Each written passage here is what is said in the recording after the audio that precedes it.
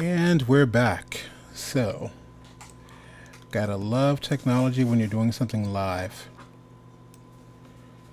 Okay, so having some technical difficulties with our domains right now, so they could be pointing to the wrong thing, pointing to last year's replays, and hopefully we'll get that straightened out shortly. Meanwhile, let me come over here.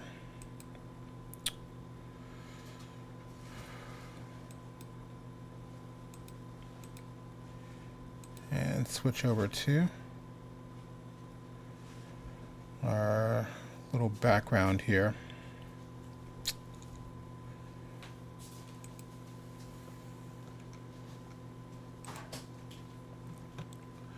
Alrighty, so what we're going to be working with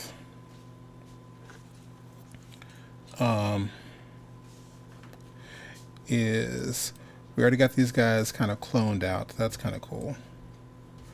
Got that working. I do want to go in and do another little animation here maybe.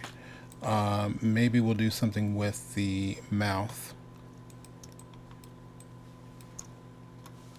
So the back of the mouth shape here.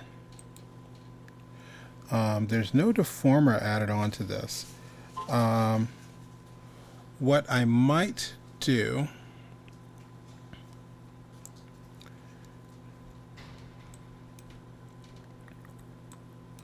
is see if we can get away with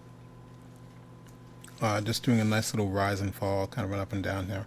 So I'll collapse this peg, and right now I'm just planning out my animations for sliders. So let's drop in a keyframe here, and we'll say by frame 37, let's see what happens if I move this up a little bit. I can't move it up too much because it's like, yeah, kind of weird there. But we can go there. Can we tighten this up a bit, bring the bottom up? Let's bring that down. So what we end up with is that little action happening there. We're hiding part of it because of the muzzle, and the other part we're hiding because of the way we've got the mask working. So it's a little cheat we're doing.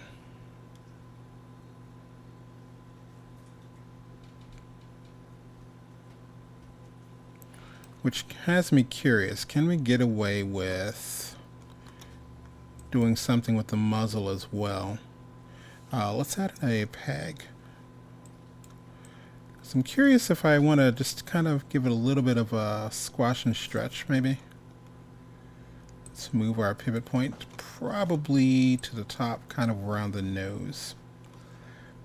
And what I'm going to attempt, I have no idea if this is going to work or not. Definitely a cheat. Let's drop in a keyframe at the beginning, and so when the mouth goes up there, so can we kind of close that in just a little bit?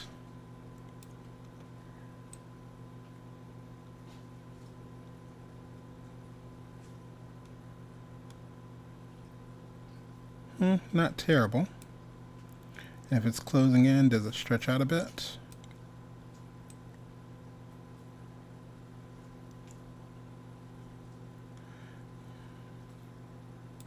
Alright, let me click off of this, make sure nothing's selected so we can see what that really looks like. Alright, not too terrible. Those of you with cats will probably disagree with how I animated that, but I don't have cats, so there's that. Alright, meanwhile, we're going to see if, worst case scenario, we'll hopefully get our technical issues fixed shortly here and get our domains working correctly. But they should be working by the end of the day, those of you hearing this. Let's see what's going on. Cool. Excellent. Alrighty. What we're going to try to, well, not try, technically this is going to work. I'm going to pull up our last panelist for today, I believe. Let's do. So we'll be playing our interview with Marisa Livingston. Hey, this is Tony Ross for the 2D Animation Virtual Summit, and I am hanging out with and trying to just kind of be chill on this for a minute because she doesn't necessarily know you're the first of hopefully many, but hold up. I'll explain what I'm talking about in a second. But I'm hanging out with Marisa Livingston. How are you? I'm good. How are you? Thank you for having me. I'm doing well. So I know that you do character design, but you want to tell our guests exactly who and why are you here? Sure. So I'm Marisa Livingston. Right now, I'm the character design lead on Star Trek Lower Decks. So I'm designing characters all day right now. But I also do storyboarding um, on Solar Opposites, and I've done a little directing as well. But right now, character design. Excellent. So I'm curious. Like I know I'm a huge Star Trek fan. Are you allowed to say whether you are or not? Or like, are you a Star Trek fan or? I mean, yeah. I mean, yeah, I'm a Star Trek fan for sure. I haven't seen every single episode of everything, but yeah, I've seen a lot, and I'm a big fan. So. I think that Lower Decks is the ultimate fan love letter. It's like there's all these Easter eggs constantly popping up, I and agree. not to mention guest appearances. Like, oh my God, they brought so and so. It's like this is awesome. So, I'm curious. Uh, when you're talking about like what is the average turnaround as far as doing a character design? Does someone go, hey, we need blah, and you have to go like, I need this 30 minutes ago, or is it just kind of a Yeah, the schedule for like a little insight on the production schedule for Lower Decks is, we have a team of character designers, so there's five of us working on Lower Decks, and it's kind of like 2 to 3 weeks for the character designs in an episode. So we will like launch an episode and like what the expectations are for the character designs, like how many views and angles and special poses we might need. And then we divvy up the work, tag team it, we all pull some of the weight and we try to turn out the character designs for an episode in 2, 3 weeks. So not too much of like the, hey, we need this in 30 minutes kind of intensity, but it is still a tight schedule. It's, there's a deadline and we're working toward it from the second we get started. So that's kind of how it'll work out for an episode of the show right now. very cool. So, are you all designing in like Photoshop, Illustrator? What are you designing things in? So we get started on designs in Photoshop, but Star Trek Lower Decks is actually a Flash animated production. So when we do cleanup and color on our designs, it's being done in, well, Animate now is what it's called, right? Formerly Flash, but Adobe Animate I had is how no they get idea. finalized. Yeah. I am shocked actually because I was because I've watched some of the episode going like, if they're doing that in animate, that's impressive. But yeah, it's interesting. Um, like I said, I used to teach in well, no, I haven't said this to you. Anyway, I used to teach and work in Flash, like way back when it was made by Macromedia. Uh, hmm but I am like hardcore Toon Boom now. Because once I found out, like, oh my God, is this easy? Okay, cool. Yeah. Yeah, for sure. Because I was curious about that. That answers the question because I've often wondered. So thank you for answering that. Yeah, definitely. Titmouse, the production company that animates Lower Decks, still has quite a few Flash animated productions. There's a lot there, but storyboarding is done in Harmony and Toon Boom and Storyboard Pro. So there's a little there's a hybrid almost, but yeah, designs themselves and animation still Flash. Yeah. Did not know that. Good to know. And again, my hats. That's impressive. Because I know even for the very first episode, watching Lower Decks, there was like this fight between it, kind of like when they're Boimler and wow, Mariner were actually kind of tussling around. I was just like, okay, what program is this? Because it's like it doesn't look too stiff. So yeah, that's impressive. Those are our Flash wizards on the on the animation team. Shout out, they're amazing. Awesome. All right, let me ask you a well, not a weird question. Everybody always talks about the book or something that they read that changed their lives or something like that. What animation did that for you? This might be kind of like a basic answer, but the answer to that for me personally was Disney's feature, The Hunchback of Notre Dame. Oh, wow. And I didn't see that movie. It had been out for years, but I didn't see it until I think I was like 16 or 17 years old. But something just struck me about it. I think it was just like the time and the place, the age that I was. It was like the first time that I realized that like look at what artists can do when they join forces. You know what I mean? And I mean that's true of every animation anyone's ever seen. Is that it's usually people working together. But there was something about that movie in particular where I watched it over and over, and it started kind of like had me realizing that this is what people do for a career. Like there are people that this is their livelihood and this is what they put together, and I'd like to be part of something like that. You know what I mean? So I think that was just like for some reason it's like a touchstone piece of media for me that was like a um yeah, something that kind of brought on a lot of realizations for me about like what I wanted to do and what I wanted to be a part of. So yeah, I think that was the one. Nice. Yeah, there's some really awesome shots in that. And to be honest, Incredible. here's my weird thing about the Hunchback of Notre Dame.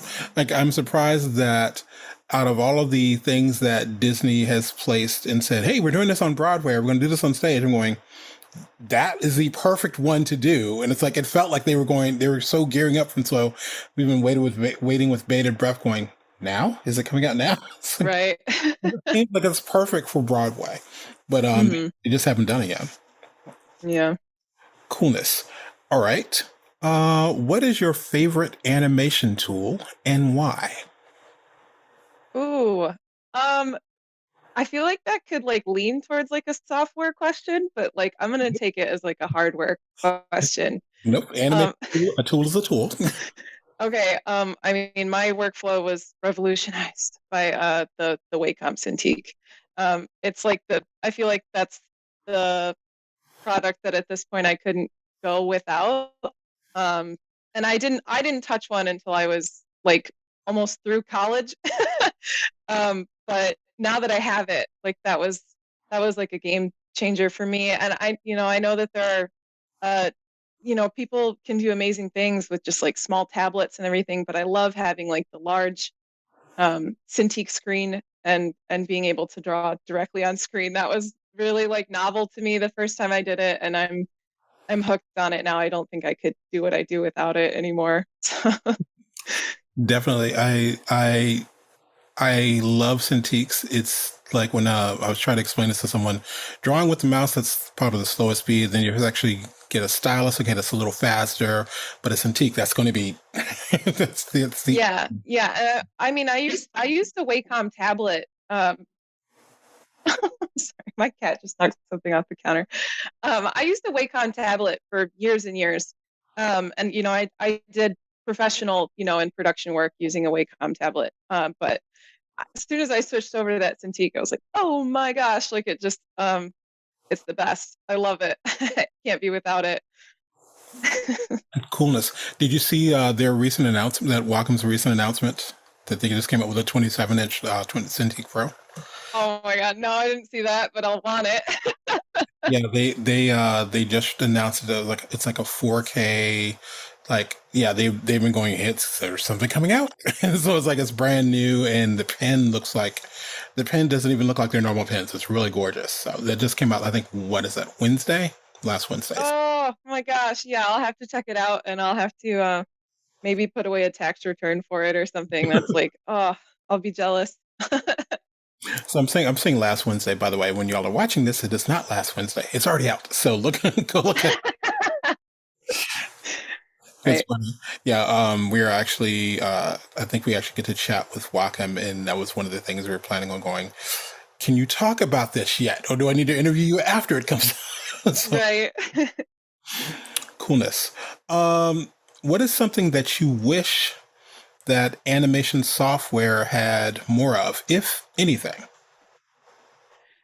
Yeah, I not to have like such a contrarian answer, but like I actually probably find the animation programs that I use to be like too big, which probably sounds so goofy to some people, but like there are programs that I've been using, for years and years and years, and I will like accidentally come across like a piece of info, some secret tool or way to use them that I didn't know before that I could have been using the whole time. That happens to me with Storyboard Pro all the time.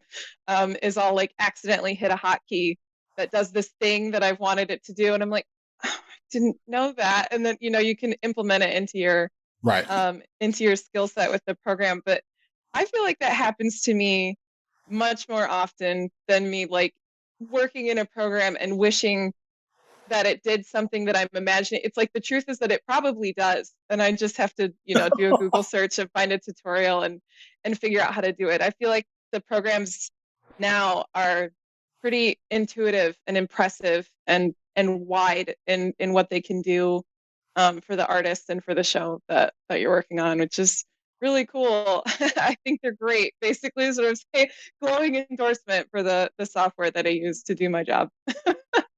Excellent. Yeah, I was telling someone the other day, like a lot of the software that I use, um, like I'm either working in or teaching harmony, and Mhm. I was talking about the steep learning curve. It's like I've been using this stuff for like over 10 years, and it's like I think, and Flash included, those programs are kind of like the Photoshops of animation, where it's like I've been using Photoshop since before it had layers. Do Do I still know everything it does? Nope. Are they still coming out with new Right. stuff? Yep. It's like, Yep. oh, did you know you could do that? How long has that been there? It's like, Yep. That's it. That happens to me all the time where like someone will be like, I'll be watching someone do a demo or a tutorial and I see that I'm like, oh, I okay. And then yeah, you add it to to your mental bank of things that you can do with the program. But yeah, they're deeply impressive, the I'll things that the tell you, programs can do now. the one thing that tripped me up, Storyboard Pro, technically Storyboard Pro and Harmony have, because they have the same thing. The line tool, because I was so used to like drawing a straight line. Okay, great. Now let's go to the contour editor and we're going to bend the line. And I was watching someone and like, oh no, hold on the control key and you can bend the line right from the line tool. Like, wait, what? Yeah, yeah, exactly. That sort of thing happens to me all the time. Love it. Okay. So here's a question for you, and I love asking this question. So you do character design. So let's play a game. Okay. Not even for 25K would I do character design for blank. What is blank, if anything? Oh my gosh. Um, well, 25K is a lot of money. I know, right? Um, I don't know. I don't know if there's anything that I would like flat refuse to do work for. I mean maybe that sounds strange, but like I feel like of all the work that I've done and that I've encountered, whether I was personally a fan of it or not, or like, um, it, there's still someone who's involved in that project for whom it's their total passion. Um, and I think that what I like to do, as an artist and working on productions is help people realize like their dream production, their dream character design, you know, the thing that they're so passionate about seeing come to life, I feel like is contagious on just about, like I said, any production, whether I'm going to be like a personal fan of the end result or not. It's like I don't know that there's something that I would flat out be like, no, never, because there's going to be someone on that team that is enamored with what they're doing and they want to bring you in on that, and it's contagious and it's fun, and it's what makes doing animation as like a collaborative effort so cool. So lame answer, but I don't think there's anything That's that I not. would flat refuse. It's not a lame answer. And again, and the reason I love asking that question, everyone has a totally different answer. And I go, I've never thought about that. And yours, I haven't heard before, and I never thought about it. We were joking. I was joking with one of my colleagues, Ibis Fernandez. We're in I think it was a couple of summits ago. We're in our fourth year now, but we are joking about the fact that we've done work before. We were like, we'll do it. We're just not putting our name on it. This is like under an alien. It's like, nope, not my name. No, I've never heard of that. No. so, Yeah. so it's like hilarious. Yeah, And the and other, that does happen. Yeah, I mean, there are projects where it's kind of like, oh, you're gonna write a check, right? But there's always there's passion behind anything that's going on that I still find infectious, and uh, it's cool to be a part of people's vision. coolness. So, got another one for you.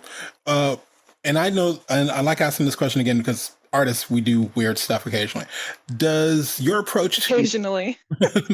definitely, does your approach to self care change when you're working on a personal project versus doing a project for a client? Oh yeah, probably. Yeah, and it's artists do weird things on occasion, and I think I probably have better self-care when I'm working for a client, because it's more structured, and because it's a business. It's like there's going to be pay involved, there's hours to track, there's invoices to write. I think it's really important for professional artists to get to the point working with clients where there's like a hard set stop on your workday, where it's like, this is as much of myself as I can give to this project reasonably in a work day. And then you chart your hours or your design count or whatever you did, and then there's an exchange for pay. And I feel like it's really easy when you're just working on something for yourself, where there's really no like spoken or unspoken. It's like, I'll just work on something I want to do until 4 or 5 or 6 in the morning. You know what I mean? Because um, I'm the employer in a sense on that kind of project, and it's like, I'll stop when I want you to stop. And it's like you can just go on something that you're feeling passionate about, and the creativity is like flowing with it, and you don't really want to stop. So yeah, probably don't take super great care of myself when I'm working on things that I just want to do for myself. It's just something to work on. Thanks for making me think about it. Like it's so important to have those boundaries with yourself and with any potential employer. That yeah, I really shouldn't. It shouldn't be such a drastic difference for me. But yeah, it's probably something I need to work on. I hear you. It's and again, it's one of those. I never thought about it that way because I've done a couple of things like, yeah, I'm enjoying this. And it's like, oh crap, it's 4. Okay, yeah, no, I'll stop in a second. It's 7. Damn it. Yeah. That is Yeah, you just one last part. something gets you going, and you work through the night on it. And I've seen probably a few too many sunrises doing that, where it's like, this isn't good for me or anybody involved. But like, I don't know, art does that to you. You know what I mean? Like when you're feeling it, and you just want to keep going with what you're doing. But yeah, yeah. I think I missed that. I feel like I did that a lot more in college when I was younger, and just like pulling an all nighter, and it was like an exciting thing. And Hmm. I remember the first time I pulled an all nighter as a older adult, and my body was just like, "Don't do that again." Oh yeah. Oh no, it's not good. I mean, I'm in my 30s now, so it's not the way it was when I was 19 and I was in school. But uh, yeah, it does still happen. Like I said, I'm kind of not great to admit, but it does still happen to me, where I'll just get really caught up in something that I'm doing and I'm feeling excited about. I'll just do it all night. Um, the next question I'm going to ask you. Shout out to one of our past panelists, Tasia Valenza, who actually made me change the way I asked this question. So, well, she didn't force me, but she was like, why would you ask that? So my question is, what is the biggest yes you've ever had to give to a client? I've ever had to give to a client. Or you're well, not even had to, but what's the biggest yes you've ever done, like as far as career wise? Um, I guess the answer to that for me is kind of anecdotal. When I was really early in my career, um, like I've mentioned, I get kind of drawn in on projects and I get attached to all of them. And there was a particular project I was working on. I won't name it. Um, but there started being kind of like a problem with like the payroll. And there was like there was, from the higher ups, there was kind of like maybe you guys could do the work anyway and we'll pay you when we can kind of thing. Oh wow. And I said yes to that at the time. I was really green. I was just eager to be doing what I was doing, and I agreed to work for pay that would come eventually. And it's a hard lesson learned that that pay did not come. And that's something that um, stinks that I had to learn that lesson the hard way in a professional space. But when you are an artist and you're working for productions, you do have to be your own advocate and look out for yourself in the business that you're working in. And I agree. Yeah, I agreed to do some work with what ended up being without pay. So I think that's probably the biggest yes I've given anybody, and I would never do it again. Having learned that lesson once, I don't need to to learn it twice. Okay. All right, my last question, and this is the question we're asking everyone this I started to say season for this year's summit. Given the advances and the availability of software and technology, as well as a growing number of streaming platforms, there has never been a better time in the history of animation for 2D animators to put out their own products than there is right now. Would you say that's true or false, and why? I would definitely say that's true. Um, I think it's a really cool time for artists and creators and people with an idea, because those kind of old school like barriers of admission are kind of gone. There's an opportunity where you can tell a story without asking someone for permission to tell it. You know what I mean? Like if there's something that you want to say or you feel passionate about, you can pursue it individually and put it out directly to an audience. With social media and the services that exist now. Um, which is really cool, like a wonderful time for creatives, and challenging, because there are a lot of people with a lot of stories and things that they want to say, and we're all kind of fighting for the mic, but uh, it's that's fun too in its own way. Art shouldn't really be competitive, but it's kind of fun when it is a little, so yeah, I think that's definitely true right now. There's never been a better time to be a creative person, and to be working in a creative industry. I think it's a renaissance kind of right now. A I would very cool time to be working. Awesome. I do have one other question I'm curious about. As far as the designs you've done so far for Star Trek Lower Decks, which has been your favorite, or do you have a favorite?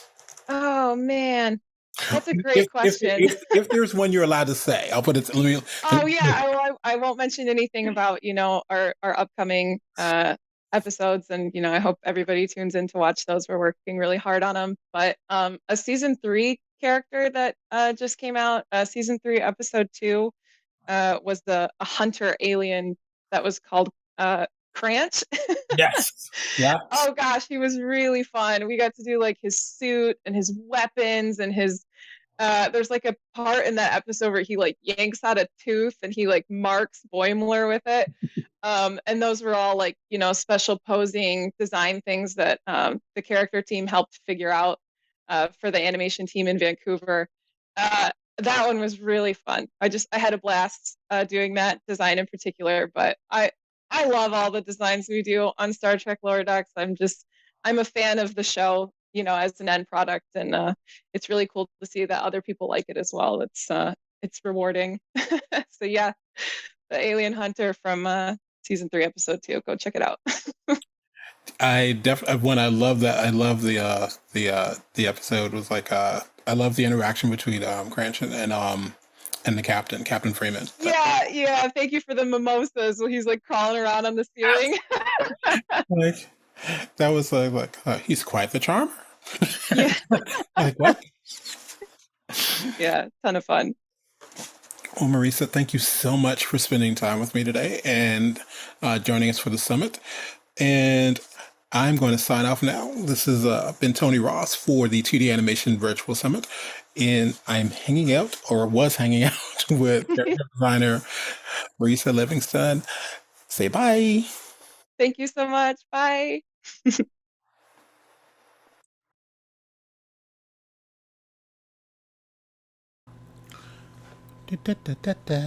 Alrighty.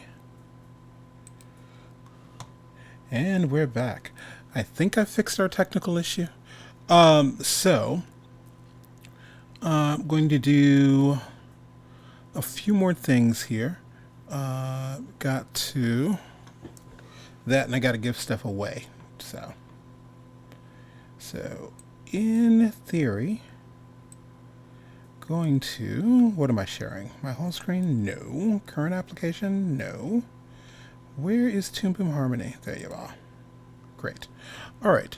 So let me check something really quick.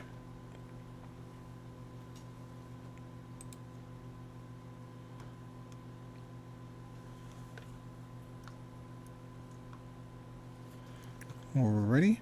And doing a little bit of drawing, well, working on a drawing here. Drawing?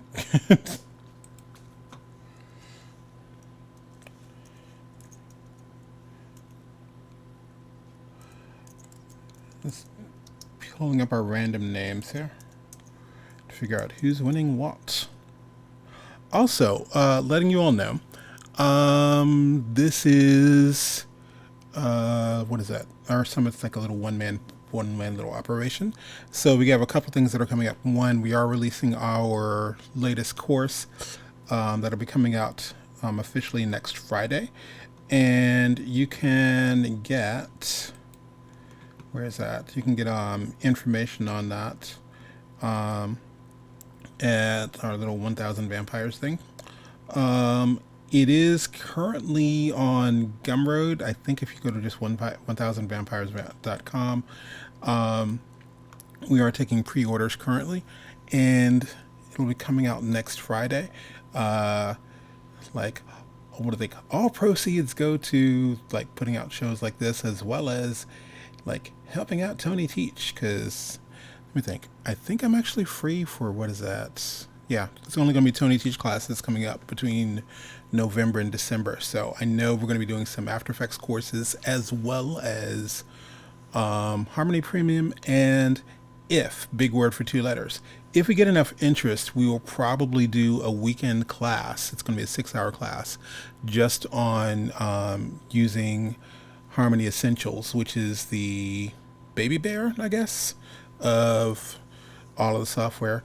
I know I normally do a lot of training in Harmony Premium, but my first love was probably Harmony Essentials, and we're going to be revisiting that with a live class, and information will be coming out about that. If you're already signed up with our newsletters, you'll be hearing from me on that soon. We'll probably make the official announcement on Friday. So, give me one quick second here while we are doing one tiny little thing. So there are so many people I wanted to try to interview, and I think that's why also why we have to announce the podcast, because there were a couple of people, and there are some people I'm still interviewing this week to try to get them into the show this week. So hopefully all will go well. One person, I think, let me see if I can pull this image in. I want to give a shout out. Let me close it out for a second. One person in particular I wanted to mention, and that is, let's see, where are you? Okay. I wanted to mention Tony White for a minute. Uh, One, this is probably the first book that I ever purchased on, what is that? The first book I probably ever purchased as far as, um, oh yeah, on animation in general. And I remember checking, it's one of those books that I kept checking it out and checking it out and checking it out at the library and then finally buying it. And I still have this on my shelf.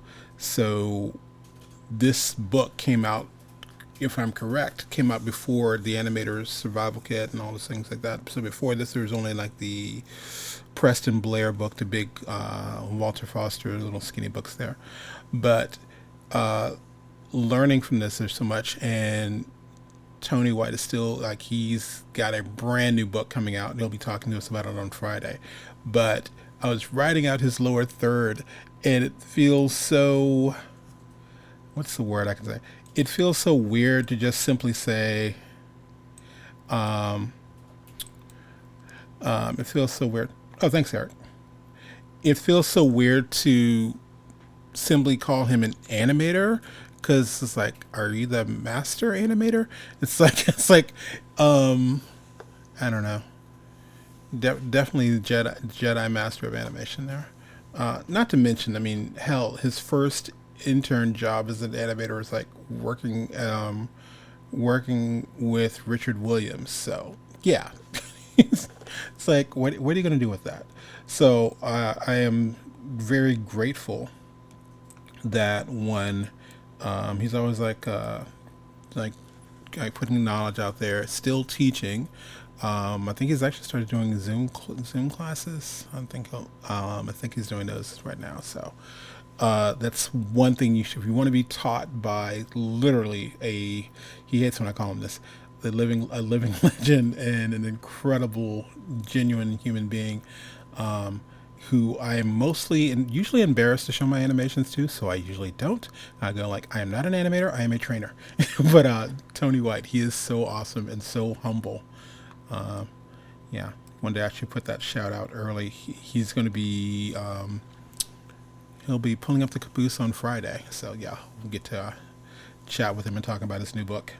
All right, I'm rambling a little bit. Excuse me.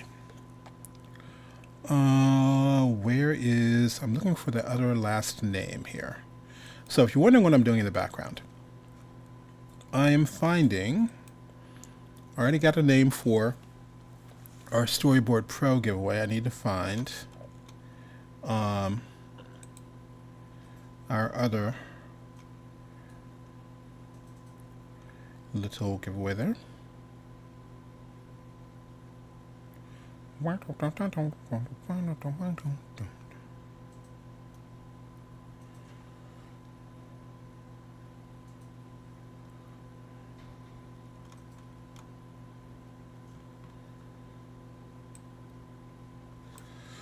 Already. So da, da, da, da, da, da, da, da, da, da.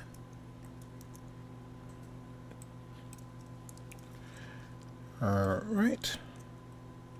Feels like if we were live, you'd be seeing me like shuffle a whole big old bag of, what is that, names or something. But yeah, it's just me hitting a redial or spin on our Excel sheets, CSVs, and all those fun things.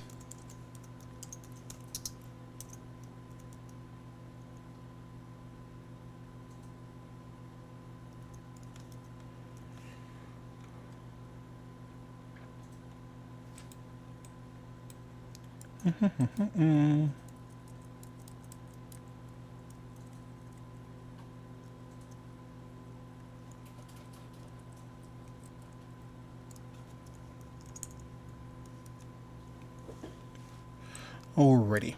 So, we have our two names. And let me jump back over here to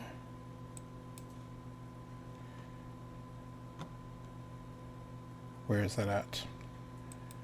Ecamm is there. Cool. Let me do the following.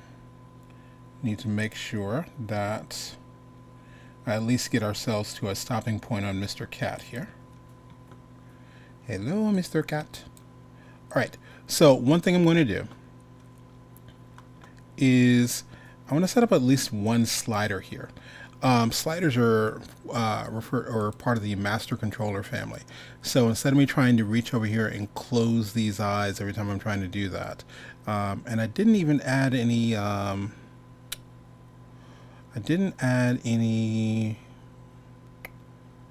handles to the eyes there. Maybe I'll do that tomorrow. But we did go ahead and clone our eyes there. That's pretty cool. I'm going to add another composite just for our master controllers.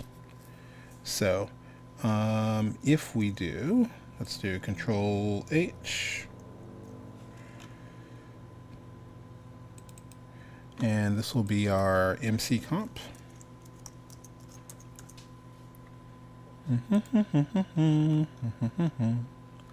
Let's move the mouth over there. Thank you. All right, so here's our MC comp. Great.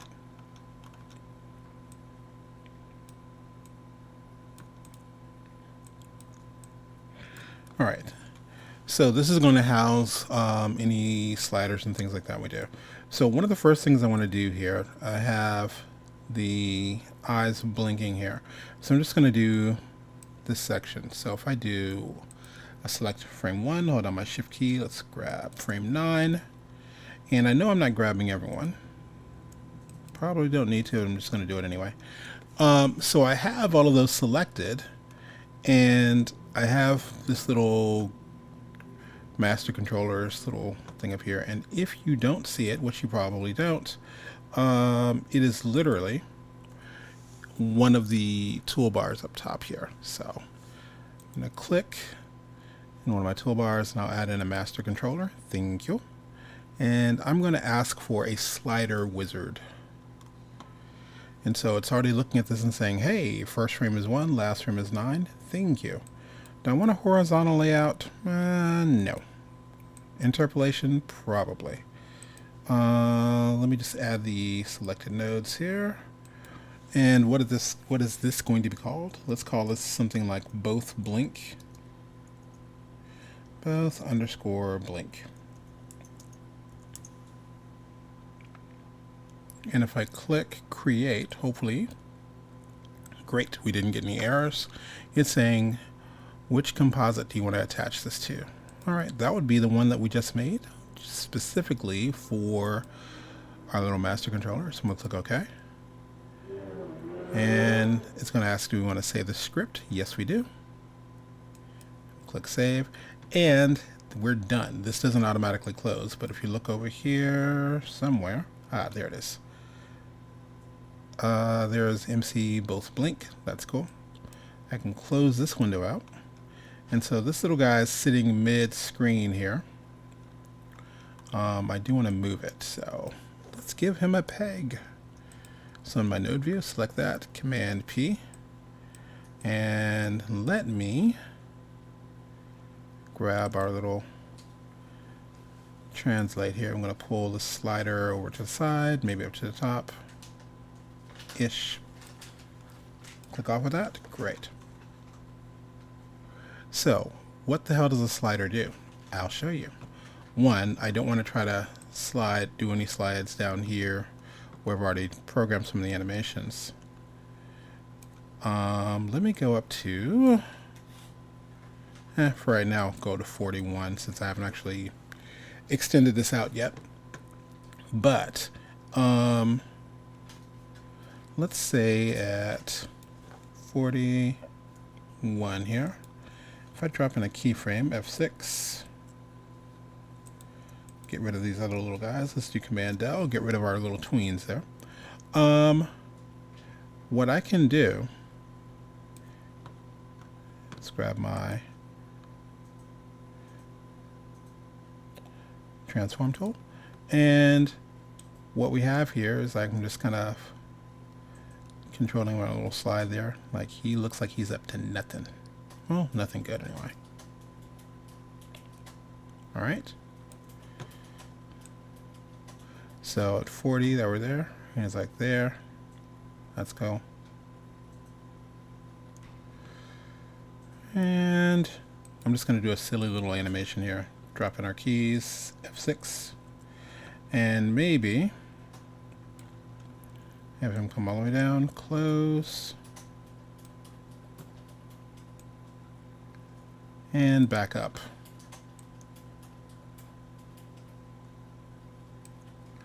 And maybe what I want to do, since there's a key right there, as soon as these are coming up, I'm going to come over here, grab our little iris. Thank you.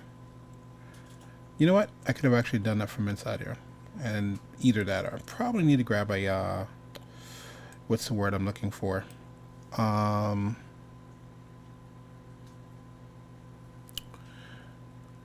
Probably need to actually give those guys a handle. I think I want to have these guys kind of look over here, right when the eyes are closed. So when he opens up his eyes, dude, you messed up one of the eyes there. No worries. Grab this one and pull you back a bit. Grab this one, maybe move you over a bit.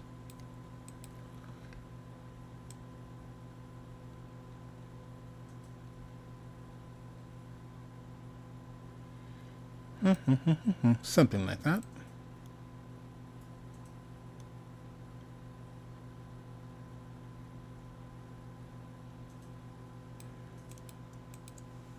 But yeah, having a little bit of fun. Let's pull those out just in case. Not everybody. Quit it.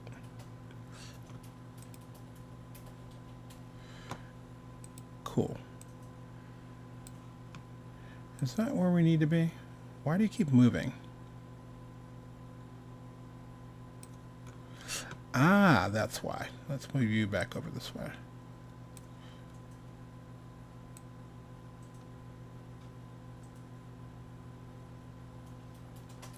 That's still a little bit of a jerk there. Anyway, just playing around with some things and going, okay, yeah, it's not too shabby.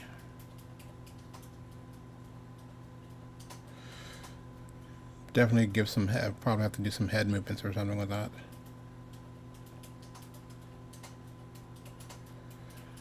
Let's see. Do I want to do anything with the mouth? Maybe. Where's your mouth, dude? Oh, that's right. We haven't actually mastered that out yet. Let me at least give me something ugly to work with. Mouth shape, sure. Mouth back, sure. Can we do one little peg? Command P. Great. Can we just grab you, hold down our option key, click on you? Or not, sorry. Go the other way. So I'm going to at least temporarily do a little mouth shape here. Grab our pivot point, move you kind of where the nose is, ish. And that way, by the way, you should always name your pegs. I didn't do that there, just because I'm rushing. See if I can get away with something. Where's Mr. Mouth? There you are.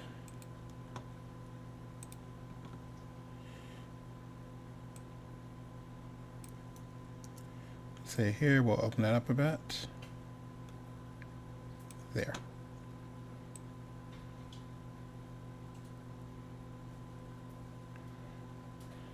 Alright, not too terrible. And just as that's coming back up, we'll close his mouth again. Something weird like that.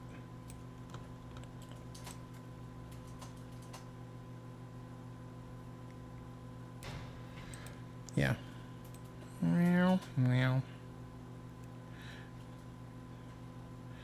Yeah, the eye is bothering me. But anyway, right now I'm just kind of seeing if it's going to get, if we get any decent movement out of that.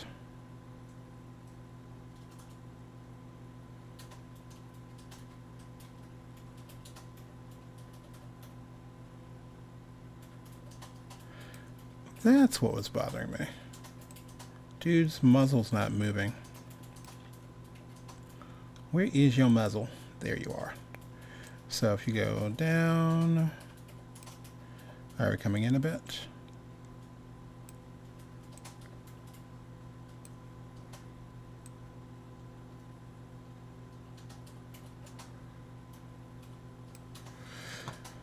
And one last little trick. Select muzzle here, come down here, press the letter O. That way I can see where that keyframe is. Copy. Come back over to where? Here. And paste.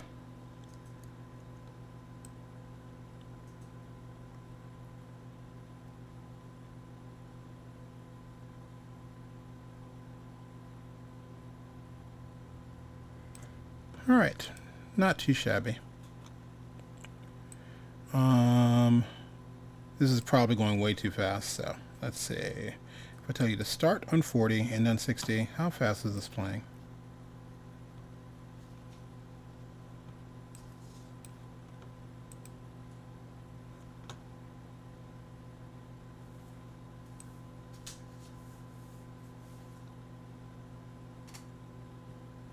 Oh well, we'll check that out later. Meanwhile, so let me dive back over here and get ready to close out for today.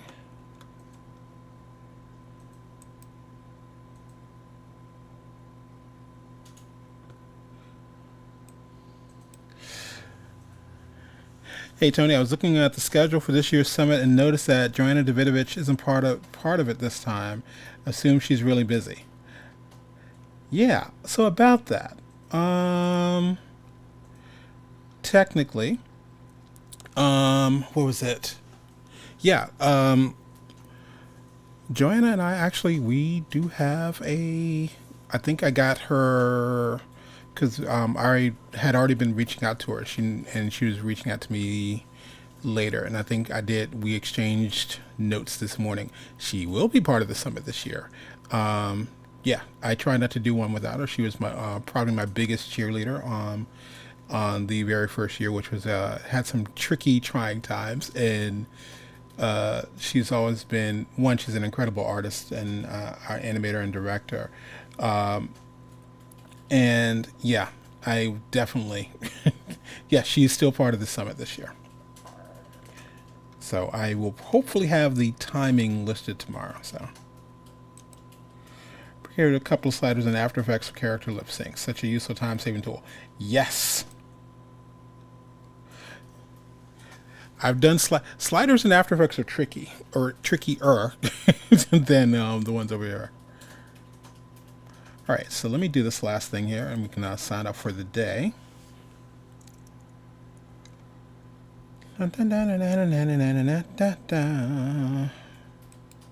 So just doing 2 giveaways today, which are what?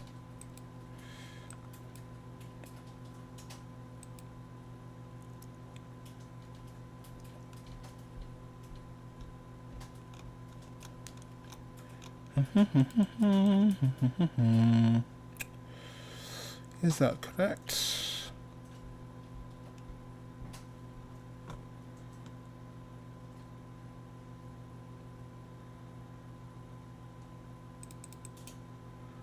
Can you? Will you?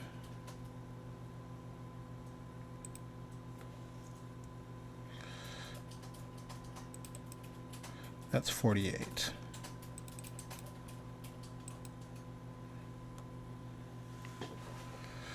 Alrighty, so I'm going to pop these up.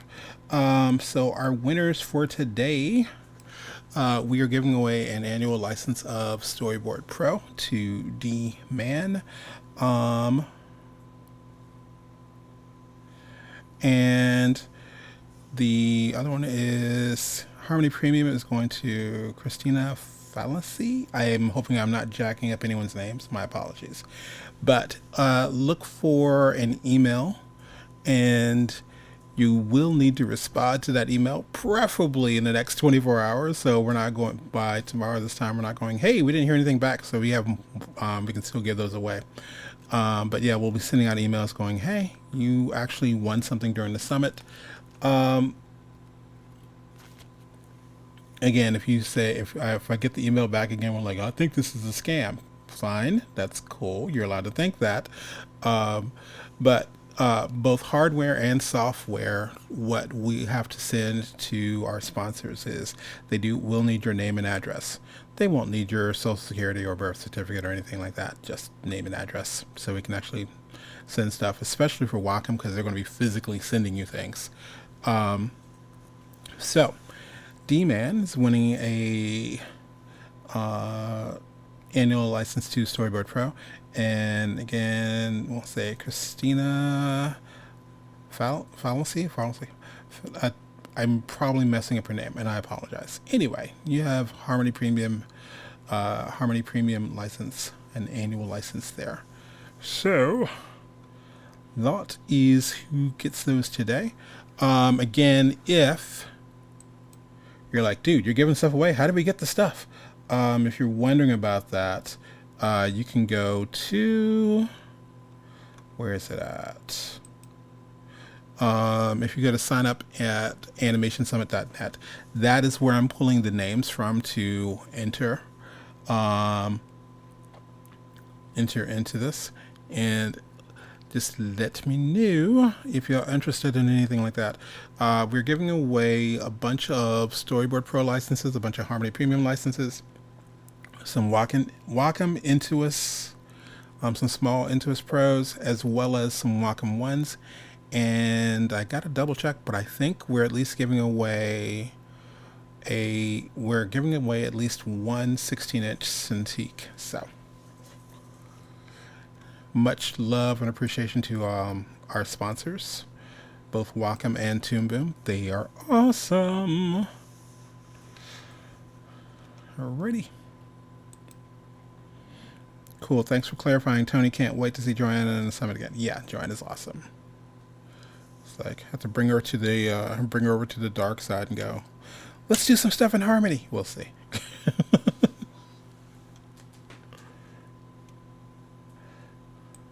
All right. So this has been Tony Ross for the 2D Animation Virtual Summit, and we're going to be signing off for today.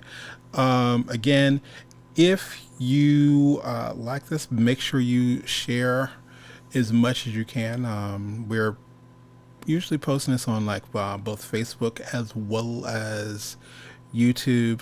I think we have some things on LinkedIn.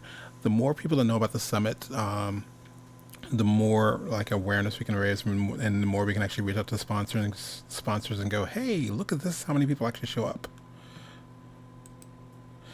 So yeah, extremely great prizes. I am humbled and grateful, thankful, and all the other fun stuff from Wacom and Toon Boom for their generosity. I'm gonna see if I know last year, I think it was last year, we got to speak to one of the people from Wacom.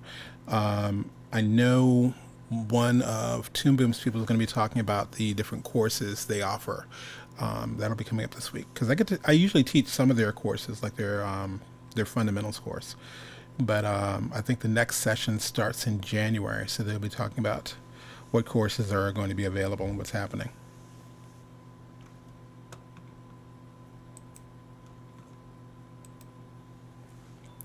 You too, Darren. All right. All right, this is me signing off. Remember, make art, not excuses. So go make something. And thank you, Eric. I appreciate it. All right, have a good one.